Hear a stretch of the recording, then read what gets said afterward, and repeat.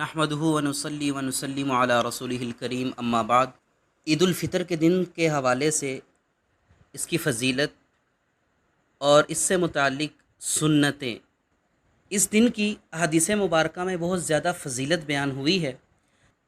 نبی کریم صلی اللہ علیہ وسلم نے ارشاد فرمایا کہ جب عید کا دن ہوتا ہے تو فرشتے راستوں کے کناروں پر بیٹھ جاتے ہیں اور پکارتے ہیں، اے مسلمانوں کے گروہ، چلو اللہ تعالیٰ کی طرف جو نیکی کی توفیق دے کر احسان کرتا ہے اور پھر اس پر ثواب دیتا ہے، یعنی اللہ تعالیٰ خود ہی نیکی کی توفیق بھی دیتے ہیں اور پھر اس پر اجر بھی دیتے ہیں۔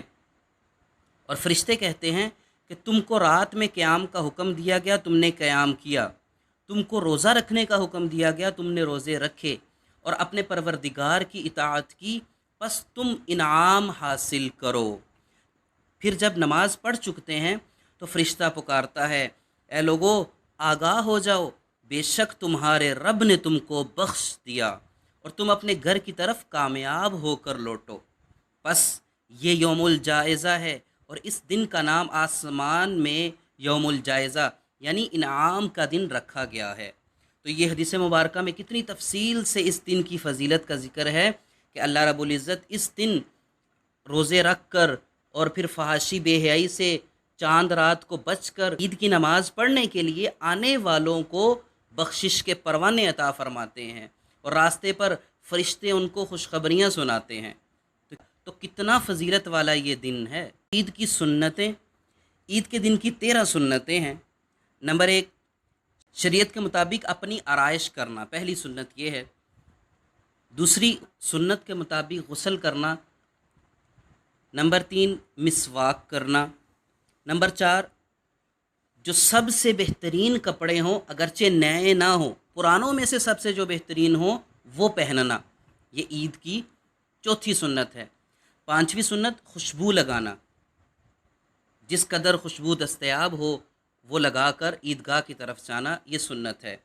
اور نمبر 6، صبح سویرے اٹھنا، فجر کی نماز ادا کریں، اس کے بعد تیار ہو کر سنتیں ادا کر کے عیدگاہ کی طرف جائیں۔ نمبر 7، عیدگاہ میں سویرے پہنچنا، یہ نہیں کہ تکبیر اولیٰ کے وقت جا کر وہاں پر پہنچ جانا، خطبہ ہی نہ سننا یا دوسری رکعت میں پہنچنا، تو اسی لیے جلد پہنچنا عیدگاہ کے اندر تاکہ خطبہ بھی سننے کو ملے اور اطمینان سے عید کی نماز بھی ادا کر سکیں۔ نمبر 8، عید الفطر میں صبح صادق کے بعد عیدگاہ میں جانے سے پہلے کوئی میٹھی چیز کھانا، یعنی کہ عید کی نماز کے لیے جا رہے ہیں تو گھر میں کوئی میٹھی چیز کھا کر عیدگاہ کی طرف جانا، یہ سنت ہے۔ سویاں ہوں، مٹھائی ہو یا اس قسم کی کوئی بھی چیز ہو۔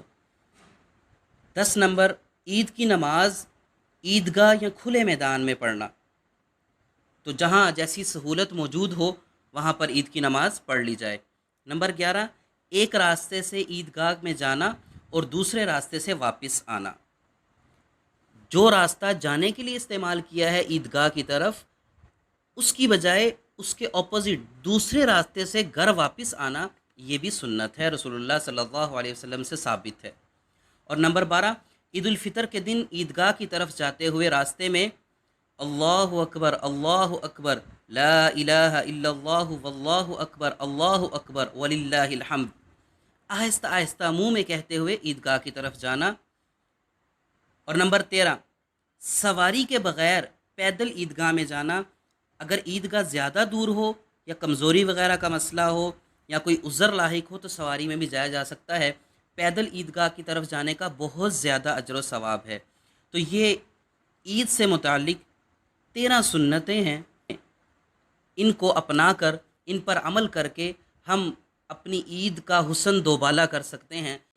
جس چیز کو رسول اللہ صلی اللہ علیہ وسلم کی سنتوں سے آراستہ کر دیا جائے، اس چیز کا مزہ ہی دوبالا ہو جاتا ہے اور اللہ رب العزت کے ہاں وہ قبول ہوتی ہے۔ اللہ رب العزت عید کی تمام خوشیاں ہمیں نصیب فرمائے، اس کی برکتیں، اس کی بخششیں ہمیں نصیب فرمائے۔ وآخر دعوانا ان الحمد للہ رب العالمین۔